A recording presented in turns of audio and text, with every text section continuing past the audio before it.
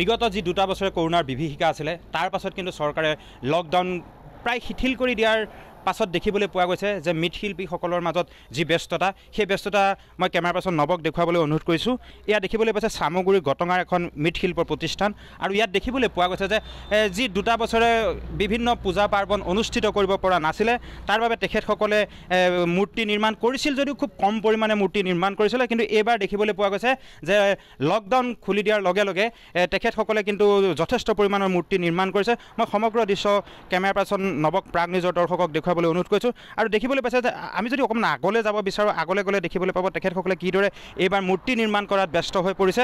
আমি এটা ইয়াতে যিসকল মৃৎশিল্পী আছে তেখেতসকলে কিন্তু বিগত 2টা বছৰত তেখেতসকলে মূৰ্তি নিৰ্মাণ কৰিব পৰা নাছিলে, কিন্তু এইবাৰ যথেষ্ট হ'লেও মূৰ্তি নিৰ্মাণ কৰিছে। তেখেতসকল ব্যস্ত হৈ আছে। চাওক ইয়াত কিদৰে সৰু বৰ বিশ্বকৰ্মাৰ মূৰ্তি হওক, গণেশ মূৰ্তি হওক, মা মনসাৰ মূৰ্তি হওক, দুৰ্গা মূৰ্তি হওক আদি তেখেতসকলে নিৰ্মাণ কৰি আছে। যিগৰাকী ইয়াত মূৰ্তি নিৰ্মাণ কৰি আছে তেখেতৰ লগত মই দুআষাৰ কথা পাতিবলৈ চেষ্টা কৰিম। দাদা, কিহৰ মূৰ্তি তৈয়াৰ কৰি আছে আপুনি? এতিয়া মনসা। আজি দেখিবলৈ পোৱা গৈছে যে চৰকাৰে লকডাউন সামান্য পৰিমাণে শিথিল কৰিছে, কিন্তু যি 2টা বছৰত কৰোনাৰ বিভীষিকা আছিলে, লকডাউন আছিলে, তেতিয়া আপোনালোকে মূৰ্তি নিৰ্মাণ কৰিছিল যদিও এইবাৰ হয়তো যথেষ্ট সংখ্যক বেছি মূৰ্তি নিৰ্মাণ কৰিছে। নাই, এবছৰ বেছি মূৰ্তি কৰা নাই, কমেই হৈছে। আগতকৈ কমহে হৈছে। কিহৰ কাৰণে কমি গৈছে? লকডাউনৰ কাৰণে হৈছে। লকডাউনৰ কাৰণে। এই পূজা আগতকৈ বিভিন্ন জেগাত যি পূজা পাৰ্বণ হয় সেয়া আগতকৈ বাঢ়িছে নে কমিছে? কমিছে। কিহৰ কাৰণে কমিছে?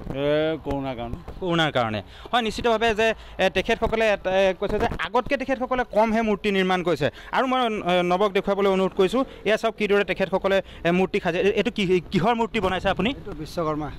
এইটো কি বনাই আছে? এইটো কি বনাই আছে?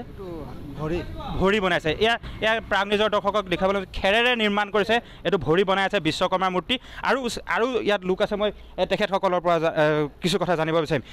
এইবাৰ পূজাৰ বাবে তোমালোকৰ কেনেকুৱা প্ৰস্তুতি? কেনেকুৱা প্ৰস্তুতি চলি আছে, মানে যোৱাবাৰতকৈ আৰু কম, অলপ কম হৈছে। এইবাৰ কিমানমান মূৰ্তি বনাইছা? এইবাৰ আমি 7খন দুৰ্গা বনাইছোঁ। 7খন দুৰ্গা? বেলেগ বছৰ আমি 8খন বা 10খন 12খন বনাওঁ, এইবাৰ 5-6খন কম বনাইছোঁ। ইয়াৰ অৰ্ডাৰ হৈ গৈছে? অৰ্ডাৰ হৈ গৈছে। বিশ্বকৰ্মাৰ মূৰ্তি কিমানমান বনাইছা? বিশ্বকৰ্মাৰ মূৰ্তি আমি 40খন বনাইছোঁ। 40খন বনাইছা। আৰু কি মূৰ্তি বনাইছা? আৰু মনোহা দেৱী বনাইছোঁ, তাৰপিছত গণেশ মূৰ্তি। হয়, কিহৰ কাৰণে আগতকৈ পূজা কমি গৈছে বুলি ভাবিছা? এতিয়া ধৰক না, নাইট কাৰফিউ দি দিয়ে আৰু 12টালৈকে যেনেকুৱা লকডাউন বা আমাৰ চৰকাৰে নিয়ম নীতি বান্ধি দিছে তেনেকুৱা মানুহবিলাকে চলিছে। বজাৰ ঘাটকেইটাও ইমান খোলা নাই, মানুহৰ ইনকাম কম, সেইটো কাৰণে আৰু মানুহে পূজা পাতল কৰিবলৈ পইচাৰ দৰকাৰ হয়, সেইকাৰণে কমি গৈছে। হয়, নিশ্চিতভাৱে এটা ডাঙৰ প্ৰশ্ন যে নিশাৰ ভাগত যেতিয়া কাৰফিউ বঢ়াই দিছে কৰি দিছে, সেইকাৰণে কিন্তু পূজাৰ যি উৎসাহ আনন্দ সেই কমি গৈছে। আৰু সেইবাবে এখেতসকলে এতিয়া আগতকৈ যি মূৰ্তি নিৰ্মাণ কৰিছে তাতকৈ কম মূৰ্তি নিৰ্মাণ কৰিবলগীয়া হৈছে। আৰু দেখিবলৈ পাইছে চাওক মাটিৰে কিদৰে মূৰ্তি নিৰ্মাণ কৰিছে, কি সুন্দৰভাৱে তেখেতসকলে হাতৰ পৰশত এইদৰে মূৰ্তি নিৰ্মাণ কৰি আছে। আৰু যিসকল ইয়াত লোক আছে মই তেখেতসকলৰ পৰা দুআষাৰ কথা জানিব বিচাৰিম। দাদা, আপোনাৰ পৰা আৰু এটা কথা জানিব বিচাৰিম যে যি চৰকাৰে এটা নিয়ম কৰিছে যে নিশাৰ ভাগত কাৰফিউ কৰি দিছে, 9টাৰ পিছত একো চলিব নোৱাৰিব, ইয়াৰ কাৰণে এই যি পূজা পাৰ্বণ সেই পূজা পাৰ্বণবিলাক কমি গৈছে নেকি? সেইটো কাৰণে কমি গৈছে। হয়, সেইটো কাৰণে কমি গৈছে। 9টা বজাত কাৰফিউ দি দিয়ে। হয়, এতিয়া পূজা এখন দিলে এটা মানুহতো ৰাতি 12টা-1টালৈকে থাকে, এতিয়াতো সেইটোও থাকিব নোৱাৰিব। এতিয়া ঘৰত থকাই ভাল, পূজা চাবটো দৰকাৰেই নাই। আৰু কি আহ্বান জনাব চৰকাৰতো? এইটো আহ্বান যে পূৰা খুলিয়ে দিয়ক লকডাউনটো।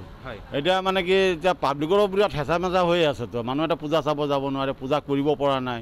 মানে ধৰ্মৰ নামত যিটো আমাৰ হিন্দু শাস্ত্ৰত যিটো ধৰ্মৰ বিষয় লৈ হেৰি কৰে, সেই ধৰ্মৰ বিষয়টো মানে লাহে লাহে নাইকিয়াই হৈ গৈছে। আপোনালোকৰ ইয়াত কেইখন প্ৰতিষ্ঠান আছে মূৰ্তি নিৰ্মাণ কৰা? 3-4জন আছে। আপোনালোকৰ পৰিয়ালৰ নেকি? পৰিয়াল। আপোনালোকৰ একমাত্ৰ পৰিয়াল? একটাই পৰিয়াল। কিমানজন মানুহ ইয়াত নিয়োজিত হৈ থাকে? আপোনালোকৰ গোটেই পৰিয়ালটো কিমান? গোটেই পৰিয়ালটো আৰু কিমানমান মানুহ মোটামুটি? ঘৰৰ পৰিয়ালটো 20-25জন আছে আৰু বাহিৰৰ মানুহ লওঁ কেতিয়াবা। এতিয়া বাহিৰৰ মানুহ ল'বলৈ নাই আৰু কিয় ল'ম, পইচা দিব নোৱাৰিম ল'বৰ কাৰণে, সেইকাৰণে নিজে যিমানটো পাৰোঁ সিমানে কণ্ট্ৰল কৰি আছোঁ। আৰু আগতকৈ আপোনালোকে যেতিয়া ধৰক পূজা হোৱা নাছিলে তেতিয়া আপোনালোকে চলিবৰ বাবে অসুবিধা হৈছিলে, আজিকালি এইবাৰ পূজাত আপোনালোকৰ মূৰ্তিৰ ৰেট কেনেকুৱা হৈছে? মূৰ্তিৰ ৰেটটো, বস্তুৰ দামটো বহুত বাঢ়ি গৈছে। তাতকৈ ৰেটটো আৰু বেছি বাঢ়িব লাগে, পাব্লিকে সেইটো দিব নোৱাৰে। লাগিলে আপোনালোকে যেনে তেনে দিয়ক, সৰু দিয়ক, আমি যেনে তেনে পূজাটো পাতোঁ।